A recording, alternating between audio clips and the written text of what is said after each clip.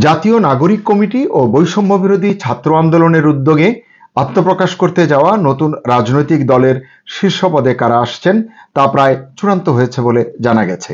তবে এজন্য বেছে নেওয়া হয়েছে বিশেষ সমঝোতার পথ। এজন্য দলের সাংগঠনিক কাঠামোতে আহ্বায়ক, সদস্য সচিব, মুখপাত্র এবং মুখ্য সংগঠকের পাশাপাশি জ্যেষ্ঠ যুগ্ম আহ্বায়ক ও জ্যেষ্ঠ যুগ্ম সদস্য সচিব পদ সৃষ্টি করা হচ্ছে। নতুন দলের আহ্বায়ক হচ্ছেন নাহিদ ইসলাম। এ নিয়ে জাতীয় নাগরিক কমিটি এবং বৈষম্য বিরোধী ছাত্র আন্দোলনের নেতারা একমত ছিলেন আগে থেকেই, কিন্তু সদস্য সচিব কে হবেন তা নিয়ে বনিবনা হচ্ছিল না। শেষ পর্যন্ত এই পদে জাতীয় নাগরিক কমিটির সদস্য সচিব আক্তার হোসেনের নাম অনেকটাই চূড়ান্ত হয়েছে বলে জানা গেছে। দলের মুখ্য সংগঠক ও মুখপাত্র হতে পারেন সার্জিস আলম এবং হাসনাত আব্দুল্লাহ।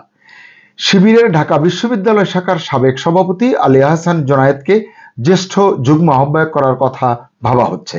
সেক্ষেত্রে জাতীয় নাগরিক কমিটির আহ্বায়ক নাসির উদ্দিন পাটোয়ারি জ্যেষ্ঠ যুগ্ম সদস্য সচিব হতে পারেন বলে জানা গেছে।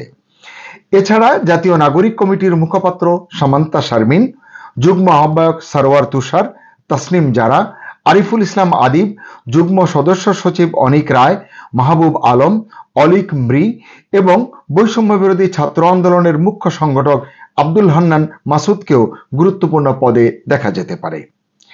এখনো পর্যন্ত নাম চূড়ান্ত না হলেও ২৬ ফেব্রুয়ারি এই দলের আনুষ্ঠানিক আত্মপ্রকাশ হতে পারে বলে জানা গেছে।